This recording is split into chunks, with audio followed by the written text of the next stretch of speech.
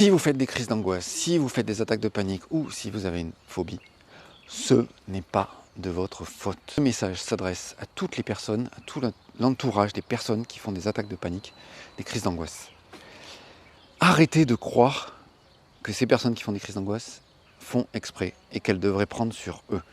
J'ai eu une personne en séance hier qui a la phobie des chats et qui me disait finalement, le pire, c'est pas ma phobie, le pire c'est toutes ces personnes qui essaient de me rassurer, qui essaient de me dire que ma phobie, c'est pas un problème, que le chat ne va rien faire, que le chat il est pas méchant.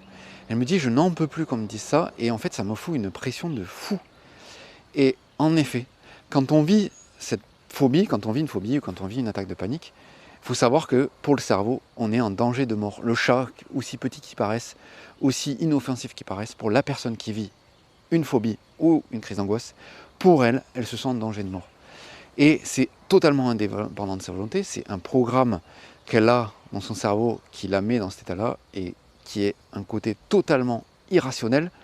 Essayez de raisonner ça avec le côté rationnel, de se dire mais non mais ça va aller, blablabla, ça ne marche pas, ça ne fonctionne pas et c'est même encore pire parce que le système de survie qui était de nous protéger de la situation qui est en cours va encore plus vouloir se défendre si on essaie de rationaliser.